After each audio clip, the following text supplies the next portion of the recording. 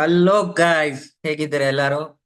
So ನಮ್ಮ stock market ನ ಎರಡನೇ ಫ್ರೀ ತರಗತಿಗೆ ಸ್ವಾಗತ. ಸೆಕೆಂಡ್ ಫ್ರೀ ಕ್ಲಾಸ್ ಇದು. ಸೊ ಲಾಸ್ಟ್ ಕ್ಲಾಸ್ ಅಲ್ಲಿ ಎಲ್ಲಿಂದ ಸ್ಟಾಪ್ ಮಾಡಿದ್ವು ಅಲ್ಲಿಂದ ಕಲ್ತ್ಕೊಳ್ಳೋಣ. ಆ, ಕಳೆದ ವಿಡಿಯೋದಲ್ಲಿ 4 ಟೈಪ್ಸ್ ಆಫ್ ಇನ್ಕಮ್ ಹೇಗೆ ಹೇಗೆ ಲೈಫಲ್ಲಿ ಒಂದು ಫ್ರೀಡಮ್ ತಗೊಬೋದು ಅನ್ನೋದು ಒಂದು ಬೇಸಿಕ್ ಐಡಿಯಾ ಕೊಟ್ಟಿದ್ದೆ. ಸೊ ಈಗ ಸ್ವಲ್ಪ ಮುಂದಕ್ಕೆ ಹೋಗೋಣ. ಸ್ವಲ್ಪ we'll get into the stock market thing. Stock market ಒಳಗೆ ಇಳಿದು ಶೇರ್ ಹೆಂಗ್ ಫಾರ್ಮ್ ಆಗುತ್ತೆ, ಏನಕ್ಕೆ ಇನ್ವೆಸ್ಟ್ ಮಾಡ್ತಾರೆ, ಪ್ರೈಸ್ ಹೆಂಗ್ ಮೇಲೆ ಹೋಗುತ್ತೆ, ಪ್ರೈಸ್ ಹೆಂಗೆ ಹೆಚ್ಚಿಗೆ ಆಗುತ್ತೆ, ಲಾಭ ಹೆಂಗ್ ಬರುತ್ತೆ, ಏನಕ್ಕೆ ಕಂಪ್ನಿಗಳು IPO ಮಾಡ್ತಾರೆ. IPO ಅಂದ್ರೆ ಇನಿಷಿಯಲ್ ಪಬ್ಲಿಕ್ ಆಫರಿಂಗ್ ಅಂತ. ಸೊ ಹಂಗಂದ್ರೆ ಏನು, ಏನಕ್ಕೆ ಕಂಪ್ನಿ ಒಂದು ಶೇರ್ ಮಾರ್ಕೆಟ್ಗೆ ಬರುತ್ತೆ, ಇದೆಲ್ಲ ತಿಳ್ಕೊಂತ ಹೋಗೋಣ. So ready?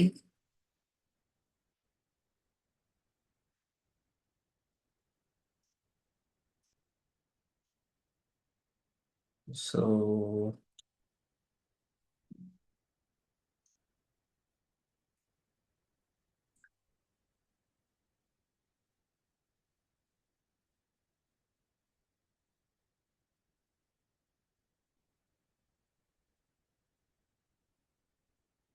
Where do actually people where do people actually build wealth beyond salary? ಅಂದ್ರೆ ನಮ್ ಸಂಬಳನ ಬಿಟ್ಟು ಬೇರೆ ಎಲ್ಲೆಲ್ಲಿ ನಾವು ಹಣವನ್ನ ಸಂಪಾದಿಸ್ಬೋದು ಅಂತ. ಎಲ್ಲಿಂದ?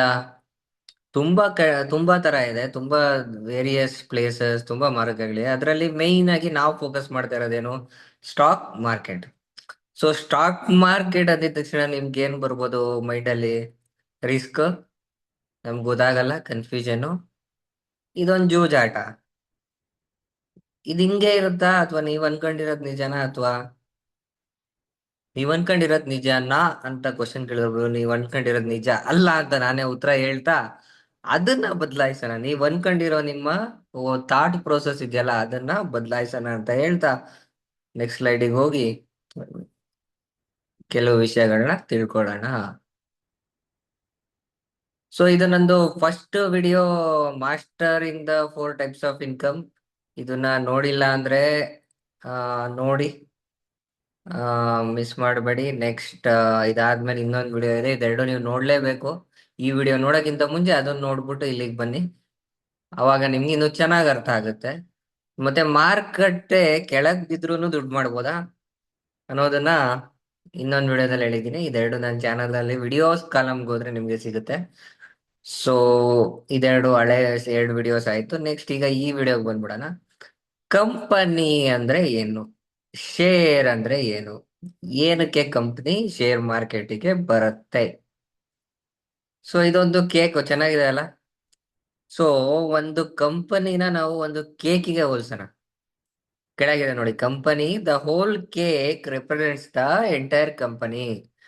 ಒಂದು ಕಂಪನಿ, ಈ ಕೇಕ್ ಅನ್ನೋದೇ ಒಂದು ಕಂಪನಿ ಅಂತ ತಿಳ್ಕೊಂಡಾಗ ಅದರ ಒಂದು ಪೀಸ್ ಇದೆಯಲ್ಲ, ಈ piece of the cake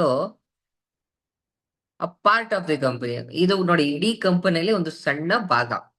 so a piece of the cake, a share represents ownership of a portion of the company. ಅಂದ್ರೆ ಎಷ್ಟು ಶೇರ್ ಇರ್ತವೆ ಅದ್ರ ಬೇಸಿಸ್ ಮೇಲೆ ಒಂದ್ ಶೇರ್ಗೆ ಎಷ್ಟು ಬೆಲೆ ಅನ್ನೋದು ನಿರ್ಧಾರ ಆಗುತ್ತೆ. ಅದು ನೆಕ್ಸ್ಟ್ ನೋಡ್ತಾ ಹೋಗೋಣ. ಬಟ್ ಬೇಸಿಕ್ ಆಗಿ ಏನು? ಬೇಸಿಕ್ ಆಗಿ ಇಷ್ಟೇ, ಒಂದು ಕಂಪನಿ ಇದೆ, ಆ ಕಂಪನಿಯಲ್ಲಿ ನೀವೊಂದು ಶೇರ್ ತಗೊಂಡ್ರೆ ಪಾರ್ಟ್ ಆಫ್ ದ ಕಂಪನಿ, ಕಂಪನಿಯ ಒಂದು ಭಾಗದ ಮಾಲೀಕತ್ವವನ್ನು ನೀವು ಪಡ್ಕೊಳ್ತೀರಾ. ಓಕೆ, ನೆಕ್ಸ್ಟ್, ಶೇರ್ ಬೆಲೆ ಶೇರ್ ಬೆಲೆ ಜಾಸ್ತಿ ಇದೆ ಅಂದ್ರೆ ದೊಡ್ಡ ಕಂಪ್ನಿನ ಹಂಗಾಗತ್ತಾ? ಇಲ್ಲ, ಇರ್ಲೇಬೇಕಂತಿಲ್ಲ. ಯಾಕೆ? ತಿಳ್ಕೊಂತ ಹೋಗೋಣ. ಶೇರ್ ಬೆಲೆ ದೊಡ್ಡದಿರ್ಲಿ ಸಣ್ಣದಿರ್ಲಿ, ಒಂದು ಕಂಪ್ನಿ ಶೇರ್ ಬೆಲೆ 1 ಲಕ್ಷ ರೂಪಾಯಿ ಇದೆಯಪ್ಪ, ಇನ್ನೊಂದು ಕಂಪ್ನಿ ಶೇರ್ ಬೆಲೆ 10,000 ರೂಪಾಯಿ ಇದೆಯಪ್ಪ, ಅಥವಾ ಇನ್ನೊಂದು ಕಂಪ್ನಿ ಶೇರ್ ಬೆಲೆ ಬರೀ 200 ರೂಪಾಯಿ ಇದೆಯಪ್ಪ, ಹಂಗಂತ ಅನ್ಕೊಂಡ್ಬಿಟ್ಟು ಶೇ ಆ ಜಾಸ್ತಿ ಬೆಲೆ ಇರೋ ಪ್ರೈಸ್ ಅಂದ್ರೆ ಜಾಸ್ತಿ ಪ್ರೈಸ್ ಇರೋ ಶೇರ್ದು ಜಾಸ್ತಿ ದೊಡ್ಡ ಕಂಪನಿ, ಕಮ್ಮಿ ಶೇರ್ ಇರೋ ಕಮ್ಮಿ ಪ್ರೈಸ್ ಇರೋ ಕಂಪನಿ, ಶೇರ್ ಪ್ರೈಸ್ ಇರೋ ಕಂಪನಿ ಸಣ್ಣ ಕಂಪನಿ ಅಂತ ಹೇಳಕ್ಕಾಗತ್ತಾ? ಇಲ್ಲ. ಯಾಕೆ? ಅದೆಲ್ಲ ಕಂಪನಿ ಹೇಗೆ ಶೇರ್ನ ಬಿಟ್ಟಿರುತ್ತೆ ಅದ್ರ ಮೇಲೆ ನಿರ್ಧಾರ ಆಗುತ್ತೆ. ಯಾಕೆ? ಫಾರ್ ಎಕ್ಸಾಂಪಲ್, ಒಂದು ಶೇರ್ 10,000ಕ್ಕೆ ಶುರು ಆಗಿರ್ಬೋದು ಮಾರ್ಕೆಟ್ ಅಲ್ಲಿ, ಆದ್ರೆ ಅದನ್ನ ಸ್ಪ್ಲಿಟ್ ಅಂತ ಒಂದು ಕಾನ್ಸೆಪ್ಟ್ ಇರುತ್ತೆ. ಅದ್ರಲ್ಲಿ ನೀವು 1:10, ಎಕ್ಸಾಂಪಲ್ ಇದನ್ನ ಸೀರಿಯಸ್ ಆಗಿ ತಗೊಂಬಿಡಿ, ಮುಂದೆ ಹೋಗ್ತಾ ಹೇಳ್ತಾ ಹೋಗ್ತೀನಿ. 1:10 ಸ್ಪ್ಲಿಟ್ ಮಾಡಿದಾಗ ಏನಾಗುತ್ತೆ, ಅದೇ ಕಂಪನಿ ಶೇರು 10,000 ಬೆಲೆ ಶೇರ್ ಇರೋದು 1,000ಕ್ಕೆ ಬಂದ್ಬಿಡುತ್ತೆ. ಹಂಗಾಗಿ ಕಂಪ್ನಿ ಶೇರ್ ಮೇಲೆ ದೊಡ್ಡ ಕಂಪ್ನಿ ಸಣ್ಣ ಕಂಪ್ನಿ ಅಂತ ಹೇಳಕ್ಕಾಗಲ್ಲ. ಯಾವ್ದಾದ್ರು ಒಂದು ಕಂಪ್ನಿ ಈ ತರ ಸ್ಪ್ಲಿಟ್ ನ ಮಾಡೇ ಇಲ್ಲ ಅಂದಾಗ ಏನಾಗುತ್ತೆ, ಕಂಪ್ನಿ ಪ್ರೈಸ್ ಮೇಲೆ ಇರುತ್ತೆ. ಅದೇ 1 ಲಕ್ಷ ರೂಪಾಯಿ ಇರೋ ಕಂಪ್ನಿ 10 ಸಲ ಸ್ಪ್ಲಿಟ್ ಮಾಡಿದ್ರೆ 10,000ಕ್ಕೆ ಬಂದಿರುತ್ತಾ ಅದ್ರ ಶೇರ್ ಬೆಲೆ? ಈ ತರ ಈ ಸ್ಪ್ಲಿಟ್ ಅನ್ನೋ ಕಾನ್ಸೆಪ್ಟ್ ನ ಜಾಸ್ತಿ ತಲೆ ಕೆಡ್ಸ್ಕೊಂಬಿಡಿ. ಜಸ್ಟ್ ಇದನ್ನ ಹೇಳಕ್ಕೋಸ್ಕರ ನಾನು ಹೇಳಿದ್ದು. ಅದು ಮುಂದೆ ನೀವು ಕೋರ್ಸ್ ಅಲ್ಲಿ ಮುಂದೆ ಹೋಗ್ತಾ ಹೋಗ್ತಾ ಅರ್ಥ ಆಗುತ್ತೆ. ಈಗ ಬೇಸಿಕ್ ಇಲ್ಲಿ ಏನು ನಮ್ಮ ಮೋಟಿವ್ ಇದ್ರಲ್ಲಿ ಅಂದ್ರೆ ಏನ್ ತಿಳ್ಕೊಬೇಕು? Basic company split. ನಾನು ಇಲ್ಲಿ ಏನ್ ಹೇಳಕ್ ಹೋಗ್ತಾ ಇದ್ದೀನಿ, ಜಾಸ್ತಿ ಬೆಲೆ ಇದ್ರೆ ದೊಡ್ಡ ಕಂಪ್ನಿ ಅಂತ ಹೇಳಕ್ ಆಗಲ್ಲ. ಫಾರ್ ಎಕ್ಸಾಂಪಲ್, ಇದು ಒಂದು 100 ಕೋಟಿ ಕಂಪನಿ, 100 ಕೋಟಿ cake. Company is like a big cake.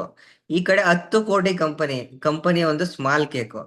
ಆಯ್ತಾ? ಒಂದು 100 ಕೋಟಿ ಕಂಪನಿ, ಒಂದು 10 ಕೋಟಿ ಕಂಪನಿ. ಒಂದು ಕೇಕ್ ಸ್ಲೈಸ್ ಅಂದ್ರೆ ಒಂದು ಸಣ್ಣ ಭಾಗ, ಅದು ಒಂದ್ ಸ್ಲೈಸ್, ಒಂದ್ ಶೇರು. ಈ ಕಡೆನೂ 10 ಕೋಟಿಲಿ ಒಂದ್ ಶೇರು, ಒಂದ್ ಸ್ಲೈಸು, ಅಷ್ಟೇ. ಇಲ್ಲಿವರೆಗೂ ಗೊತ್ತಾಯ್ತಲ್ಲ? ಈಗ ಫಾರ್ ಎಕ್ಸಾಂಪಲ್, ಈ ಕಂಪ್ನಿ ಟೋಟಲ್ ಬೆಲೆ 100 ಕೋಟಿ ಇದೆ. ಈ ಕಂಪ್ನಿ 1 ಕೋಟಿ ಶೇರ್ ಬಿಡುತ್ತೆ ಮಾರ್ಕೆಟ್ಗೆ.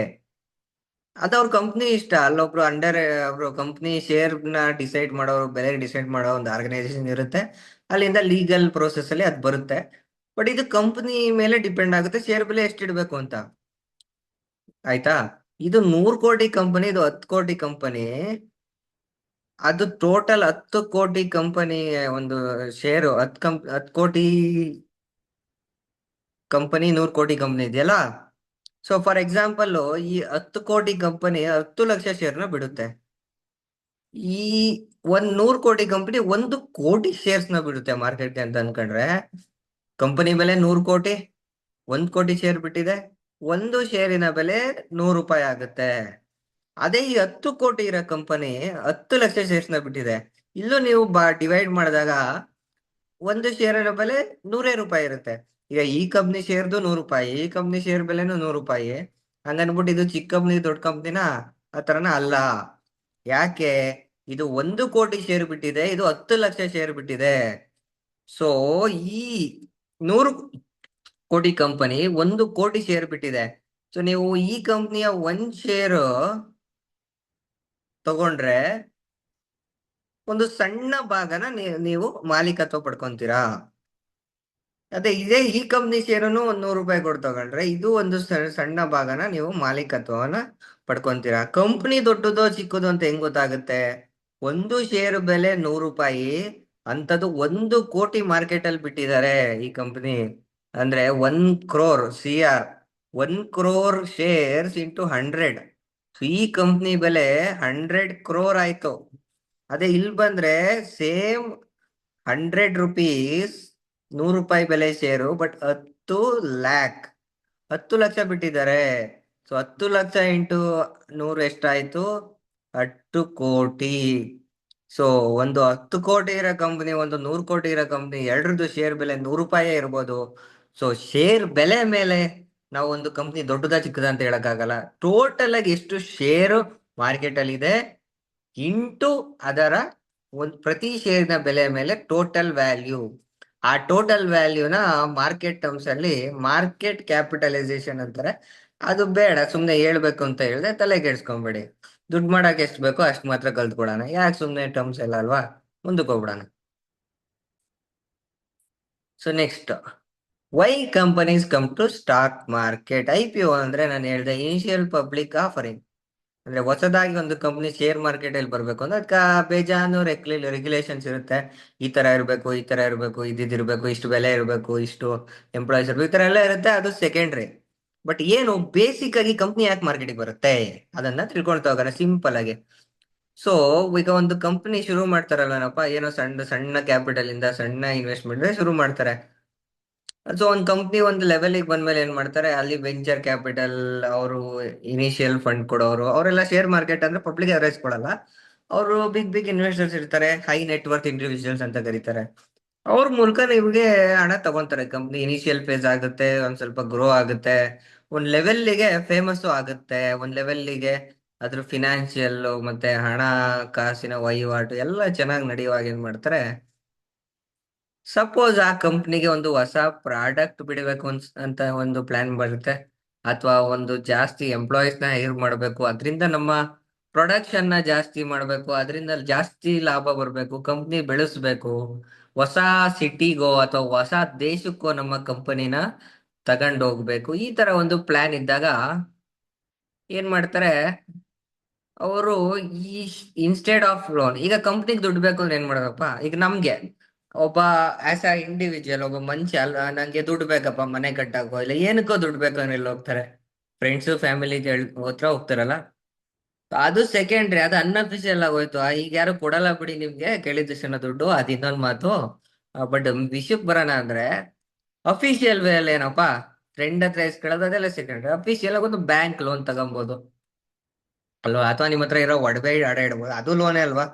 ಸೊ ಕಂಪ್ನಿಗೆ ಲೋನ್ ತಗೊಳ್ಳೋದು ಒಂದು ಆಪ್ಷನ್. ಸಪೋಸ್ ಆ ಕಂಪ್ನಿಗೆ ನಾನು ಲೋನ್ ತಗೊಳಕ್ ಇಷ್ಟ ಇಲ್ಲಪ್ಪ, ಮೊದ್ಲೇ ನಮ್ದು ಸಾಲ ಮಾಡ್ಕೊಳಕ್ ಇಷ್ಟ ಇಲ್ಲ ಅಂತ ಅಂದಾಗ, ಈಗ ಒಂದು ಕಂಪನಿ ಬೆಲೆ 100 ಕೋಟಿ ಅಂತ ನಾನು ಹಿಂದಿನ ಸ್ಲೈಡ್ ಅಲ್ಲಿ ತೋರಿಸಿದ್ನಲ್ಲ, ಕಂಪನಿ ಬೆಲೆ 100 ಕೋಟಿ ಅಂತ. ಈ ಕಂಪನಿ ಬೆಲೆ 100 ಕೋಟಿ ಇದ್ದು, ಆ ಕಂಪನಿ ಎಲ್ಲಾ ಶೇರ್ನು ಮಾರ್ಕೆಟ್ ಅಲ್ಲಿ ಬಿಡ್ಬೋದು 100 ಕೋಟಿ.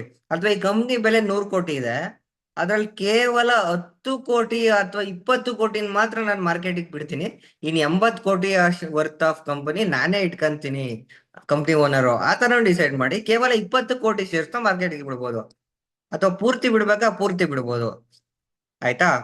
50% ಗಿಂತ ಜಾಸ್ತಿ ಮಾರ್ಕೆಟಿಗೆ ಬಿಟ್ರೆ, ಈಗ ಒಂದ್ ದೊಡ್ಡ ಫುಲ್ ಕಂಪ್ನಿದು 100 ಕೋಟಿ ಇರುತ್ತೆ ಅನ್ಕಡೆ, ಅದ್ರಲ್ಲಿ 50 ಕೋಟಿಗಿಂತ ಹೆಚ್ಚಿಗೆ ಮಾರ್ಕೆಟ್ ಅಲ್ಲೇ ಬಿಟ್ಟು ಅದು ಪಬ್ಲಿಕ್ ಹತ್ರ ಇದ್ರೆ, ಅದು ಪಬ್ಲಿಕ್ ಲಿಮಿಟೆಡ್ ಕಂಪ್ನಿ ಆಗುತ್ತೆ, ಪ್ರೈವೇಟ್ ಲಿಮಿಟೆಡ್ ಅಂತ ಆಗಲ್ಲ ಅವಾಗ.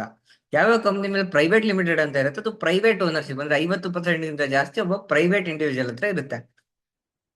ಸೊ ನಾನು ಇಲ್ಲಿ ಏನ್ ಹೇಳಕ್ ಮೈನ್ ಆಗಿ ಬಂದ್ವಿ ಅಂದ್ರೆ, ಕಂಪನಿ 100 ಕೋಟಿದಾಗಿರ್ಬೋದು, ಅದು ಕೇವಲ 10 20 30 ಕೋಟಿ ಎಷ್ಟು ಬೇಕಾದ್ರೂ ಶೇರ್ ಬಿಡ್ಬೋದು. ಇದು ಕಂಪ್ನಿ 10 ಕೋಟಿದಾಗಿರ್ಬೋದು, ಇದು ಬೇಕಾದ್ರೆ ನಾನು ಬರೀ 1 ಕೋಟಿದ್ ಮಾತ್ರ ಮಾರ್ಕೆಟಿಗೆ ಬಿಡ್ತೀನಿ, 1 ಕೋಟಿ ಇಂಟು ಒಂದ್ ಕ್ರೋರ್ ಶೇರ್, 1 ಕೋಟಿ ಶೇರ್ಸ್ ಮಾತ್ರ ಬಿಡ್ತೀನಿ, ಅಂದ್ರೆ ನನ್ನ 10 ಕೋಟಿಯಲ್ಲಿ ಬರೀ 10% ಆಫ್ ದಿ ನನ್ನ ಮಾಲೀಕತ್ವನ ಮಾರಕ್ ಇಷ್ಟಪಡ್ತೀನಿ. ಸೊ ನಾನು 1 ಕೋಟಿ ವರ್ಷ ಶೇರ್ ಮಾಡ್ತೀನಿ ಅಂದ್ರೆ ಇದು, ಇಲ್ಲ ಶೇರ್ ಬೆಲೆ 10 ರೂಪಾಯಿ ಆಗುತ್ತೆ, ಇಲ್ಲ ನಂಬರ್ ಆಫ್ ಶೇರ್ಸ್ ಅಂತ ಇರುತ್ತಲ್ಲ, 10 ಲಕ್ಷ ಬಿಡೋ ಶೇರ್ ಜಾಗ 1 ಲಕ್ಷ ಶೇರ್ ಬಿಡ್ತಾರೆ. ಈ ತರ ಮಾಡಿ 1 ಕೋಟಿನ ಬಿಡ್ಬೋದು ಮಾರ್ಕೆಟ್ ಅಲ್ಲಿ. ಸೊ ಹಂಗಾಗಿ ಪೂರ್ತಿ ಕಂಪ್ನಿನೂ ಬಿಟ್ಟು ಬಿಟ್ಟು ಅದರಿಂದ ದುಡ್ಡು ರೈಸ್ ಮಾಡ್ಬೋದು ಒಂದು ಕಂಪನಿ, ಅಥವಾ ಈ ತರ ಪಾರ್ಟ್ ಆಫ್ ದಿ ಕಂಪನಿಯನ್ನು ಶೇರ್ ಮಾಡ್ಬೋದು, ಸೆಲ್ ಮಾಡ್ಬೋದು. ಸೊ ಏನಿದು, ಒಂದು bank instead of taking a loan from the bank, they take the money from people like us. ಒಂದು ಬ್ಯಾಂಕ್ ಹತ್ರ ಹೋಗಿ ಅಲ್ಲಿಗೆ ಬಡ್ಡಿ ಕಟ್ಟಿ ಸಾಲ ಮಾಡಿ ಬಿಸ್ನೆಸ್ ಗ್ರೋ ಮಾಡೋದ್ಕಿಂತ, ಬೆಳೆಸೋದ್ಕಿಂತ, ನಿಮ್ಮಂತ ಸಾಮಾನ್ಯ ಜನರು ನಮಗೆ ಕಂಪ್ನಿ ಮೇಲೆ ನೋಡಿ ನಮಗೆ ಇಂಟ್ರೆಸ್ಟ್ ಬಂದು ಈ ಕಂಪ್ನಿ ಮುಂದೆ ಒಳ್ಳೆ ಚೆನ್ನಾಗಿ ಪರ್ಫಾರ್ಮ್ ಮಾಡ್ಬೋದು ಅಂತ ಅನ್ಸ್ದಾಗ, ನಾವು ಈಗ ಹಿಂದಿನ ಎಕ್ಸಾಂಪಲ್ ತರ 100 ರೂಪಾಯಿ ಬೆಲೆಗೆ ಶೇರ್ ತಗೊಂಡು ಕಂಪ್ನಿ ಚೆನ್ನಾಗಿ ಬರೆದ್ರೆ, ಆ 100 ರೂಪಾಯಿ ಬೆಲೆ ಇರೋ ಶೇರು 1000 ರೂಪಾಯಿ ಆಗ್ಬೋದು, 2000 ರೂಪಾಯಿ ಆಗ್ಬೋದು, 5000 ಆಗ್ಬೋದು, 10,000 ಆಗ್ಬೋದು. MRF ಶೇರ್ ಗೊತ್ತಲ್ಲ, 1,80,000. ಈಗ ಎಷ್ಟಿತ್ತು ನಾನು ನೋಡಿಲ್ಲ ರೀಸೆಂಟ್ ಆಗಿ, ಯಾಕಂದ್ರೆ ಆ 1,80,000 ಶೇರ್ ತಗೊಂಡು ಟ್ರೇಡ್ ಮಾಡೋದು ನಾವು ಮಾಡಲ್ಲ. ತುಂಬಾ ಹೈಯೆಸ್ಟ್ ಶೇರ್ ಆಗೋಯ್ತು. ಸೊ ಹಂಗಾಗಿ ನೋಡ್ಬೇಕಾದ್ರು ಬೆಲೆ ಎಷ್ಟಿದೆ ಅಂತ, ಬಟ್ 1 ಲಕ್ಷದ ಮೇಲಂತೂ ಇದ್ದೇ ಇದೆ. ಸೊ ನಾನೇನ್ ಹೇಳ್ತಾ ಇದ್ದೀನಿ, ಲೋನ್ ಬದಲು, ಬ್ಯಾಂಕ್ ಅಲ್ಲಿ ತಗೊಳ್ಳೋ ಲೋನ್ ಬದಲು ನಿಮ್ಮಂತ ಜನಗಳ ಹತ್ರ ಇವರು ಲೋನ್ ನ ತಗೊಳ್ತಾರೆ, ಕಾಮನ್ ಪೀಪಲ್, ಪಬ್ಲಿಕ್. ಸೊ ನಿಮ್ಮಂತವ್ರು ಇನ್ವೆಸ್ಟ್ ಮಾಡ್ತೀವಿ ಎಷ್ಟು ಬೇಕೋ ಅಷ್ಟು IPO ಮೂಲಕ, ಕಂಪನಿಗೆ ದುಡ್ಡು ಬರುತ್ತೆ. ಆ ದುಡ್ಡನ್ನ ಬಳಸ್ಕೊಂಡು ಕಂಪನಿ ಹೊಸ ಪ್ರಾಡಕ್ಟ್ ಲಾಂಚ್ ಮಾಡ್ಬೋದು, ಹೊಸ ಎಂಪ್ಲಾಯೀಸ್ ತಗೊಬೋದು, ಅದವ್ರ ಡಿಸಿಷನ್, ನ್ಯೂ ಸಿಟೀಸ್ ಕಂಟ್ರೀಸ್. ಆದ್ರೆ ನೀವು ಓನರ್ ಆಫ್ ದಿ ಕಂಪ್ನಿ ಆಗಿರ್ತೀರಾ, ನಿಮ್ಮ ಎಷ್ಟು ಶೇರ್ ಇರುತ್ತೋ ಅಷ್ಟು ಬೆಲೆಯ ನಿಮ್ದು ಮಾಲೀಕತ್ವ ಇರುತ್ತೆ. ಸೊ ನೀವೇನಾದ್ರು ಸಾಲದ ತರ ಕೊಟ್ಟಿದ್ರೆ ಯಾರಿಗಾದ್ರು ದುಡ್ಡನ್ನ ನೀವು ವಾಪಸ್ ಕೇಳ್ಬೋದಲ್ವಾ. ಆದ್ರೆ ನೀವು ಶೇರ್ ಮೂಲಕ ನೀವು ಇನ್ವೆಸ್ಟ್ ಮಾಡಿದಾಗ, ನಾನು 100 ರೂಪಾಯಿ ಕೊಡು ಅಂತ ನೀವು ಕಂಪ್ನಿನ ಕೇಳಕ್ ಆಗಲ್ಲ. ಆಯ್ತಾ. ಯಾಕೆ ನಾಳೆ ಕಂಪ್ನಿಗೆ ಏನಾದ್ರು ಇಶ್ಯೂ ಆದ್ರೆ ಕಂಪನಿ ಫಸ್ಟು ಅದ್ರ ಸಾಲ ತೀರಿಸುತ್ತೆ, ಮಿಗ್ದವ್ರದೆಲ್ಲ ಏನೇನಿದೆಯೋ ಎಲ್ಲ ತೀರಿಸುತ್ತೆ, ಆಮೇಲೆ ಶೇರ್ ಹೋಲ್ಡರ್ಗೆ ಕೊಡುತ್ತೆ. ಯಾಕಂದ್ರೆ ನೀವು ಒಂದ್ ಶೇರ್ ತಗೊಂಡಿದ್ದೀರಾ ಅಂದ್ರೆ ನೀವು owner of the company. First ಬೇರೆಯವ್ರಿಗೆಲ್ಲ ಕೊಟ್ಟು ಓನರ್ ತಗೊಬೇಕು ಅನ್ನೋ ಕಾನ್ಸೆಪ್ಟ್ ಇದೆಯಲ್ಲ, ಆ ತರ owner of the company last priority. So ನಿಮ್ ಶೇರ್ ಹೋಲ್ಡಿಂಗ್ ಮಾಡೋದ್ರಿಂದ ನಿಮ್ಗೆ ನೀವು owner of the company. Company ಬೆಳೆದ್ರು ನಿಮ್ಗೆ ನಿಮ್ದೆ, ಕಂಪ್ನಿ ಹೋದ್ರು ನಿಮ್ದೆ. ಸೊ ಅಂದ್ರೆ ಇಲ್ಲಿ ಏನು ಒಂದು ಸಿಂಪಲ್ ಕಾನ್ಸೆಪ್ಟ್ ಹೇಳ್ತೀನಿ. ಈಗ ನೀವೊಂದು ಬಿಸ್ನೆಸ್ ಸ್ಟಾರ್ಟ್ ಮಾಡ್ಬೇಕು ಅನ್ಕಣೆ, ಯಾವ್ದೋ ಒಂದು ಫಾರ್ ಎಕ್ಸಾಂಪಲ್ ಒಂದು ಗಾಡಿ ಒಂದು ಗಾಡಿ, ನಿಮ್ದೇ ಒಂದು ಗಾಡಿ ಕಂಪ್ನಿ, ಗಾಡಿ ತಯಾರು ಮಾಡಿ ಮಾಡ್ಬೇಕು, ಬೈಕ್ ಕಂಪ್ನಿ ಅಂತ ಅನ್ಕೊಳ್ಳೋಣ. ಅದಕ್ಕೆ ನೀವ್ ಎಷ್ಟು ಇನ್ವೆಸ್ಟ್ ಮಾಡ್ಬೇಕಲ್ವಾ? ಎಷ್ಟು ರಾ ಮೆಟೀರಿಯಲ್, ಎಷ್ಟು ಕೋಟಿ ಗಟ್ಲೆ ಇನ್ವೆಸ್ಟ್ ಮಾಡಬೇಕು. ಅದೇ ಈಗ ನನ್ನಂತ ಟ್ರೇಡರ್ಸ್, ನೀವು ಟ್ರೇಡರ್ ಆಗ್ಬೇಕು ಅಂತಿದ್ದೀರಾ, ನಾವೇನ್ ಮಾಡ್ತೀವಿ? ಈಗ ನಮ್ಗೆ ಯಾವ್ದೋ ಒಂದು ಕಂಪ್ನಿ ಗಾಡಿ ತಯಾರು ಮಾಡುತ್ತೆ, ಅದು ಶೇರ್ ಮಾರ್ಕೆಟ್ ಇರುತ್ತೆ, ನಾವ್ ಅಲ್ಲಿಗೆ ಇನ್ವೆಸ್ಟ್ ಮಾಡ್ತೀವ್ರಿ. ಆ ಕಂಪ್ನಿ ಓನರ್ಸ್ ರೆಸ್ಪಾನ್ಸಿಬಿಲಿಟಿ, ಅವರು ನೋಡ್ಕೊಂತಾರೆ, ಅವರು ಸೇಲ್ಸ್ ನೋಡ್ಕೊಂತಾರೆ, ಅವ್ರು ತಲೆ ಕೆಡ್ಸ್ಕೊಂತಾರೆ, ಅವ್ರು ಟೆನ್ಷನ್ ತಗೊಂತಾರೆ. ಸೊ ಯಾರೋ ವರ್ಕ್ ಮಾಡಿದ್, ಈಗ ಅದು ಗ್ರೋದೋ ಯಾವ್ದೋ ಒಂದು ಅಡ್ವರ್ಟೈಸ್ಮೆಂಟ್ ಬರ್ತಿತ್ತು ಮಾರ್ಕೆಟ್ ಅಲ್ಲಿ, company owners will work for, ಅಂದ್ರೆ ಕಂಪನಿ ಓನರ್ಗಳು ವರ್ಕ್ ಮಾಡ್ತಾರೆ ಅಂತ.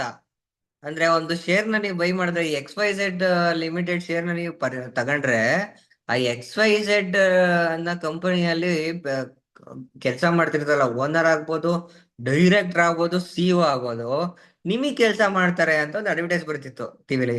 ಅದು ಈ ನೋಡಕ್ಕೆ ಹಂಗ ಅನ್ಸುತ್ತೆ, ಕನ್ಫ್ಯೂಸ್ ಆಗ್ಬಿಡುತ್ತೆ ಫಸ್ಟ್, ಬಟ್ ಅದ್ ನಿಜ. ಯಾಕಂದ್ರೆ ಇವರು ಈಗ ಫಾರ್ ಎಕ್ಸಾಂಪಲ್ ಹೀರೋ ಮೋಟಾರ್ಸ್ ಅನ್ಕೊಳ್ಳೋಣ ಶೇರ್, ಅವರು ಹೀರೋ ಗಾಡಿಗಳು ತಯಾರು ಮಾಡ್ತಾರ, ಅವ್ರು ಕಷ್ಟ ಪಡ್ತಾರೆ, ಅವ್ರು ನಾವು ಜಸ್ಟ್ ಕಂಪ್ನಿನ ಅನಲೈಸ್ ಮಾಡ್ತೀವಿ, ನಮಗೆ ಈ ಕಂಪ್ನಿ ಬೆಳೆಯುತ್ತೆ ಅನ್ಸುತ್ತೆ, ನಾವು ಶೇರ್ ತಗೊಂಡು ಇಟ್ಕೊಂತೀವಿ.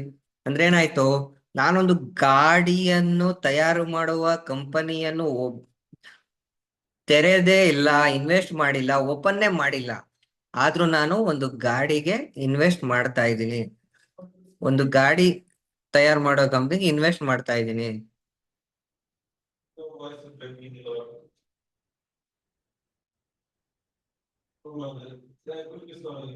ಸೊ ಹಂಗಾಗಿ ಒಂದು ಬಿಸ್ನೆಸ್ ಶುರು ಮಾಡ್ದಾನೆ ನಾವು ಅದಕ್ಕೆ ಇನ್ವೆಸ್ಟ್ ಮಾಡ್ಬೋದು. ಈಗ ನಾನು ಹೀರೋ ಮೋಟರ್ ಶೇರ್ ತಗೊಂಡೆ, ಆಟೋ ಸೆಕ್ಟರ್ ಅಂದ್ರೆ ಗಾಡಿಗಳಿಗೆ ಇನ್ವೆಸ್ಟ್ ಮಾಡ್ತೀನಿ.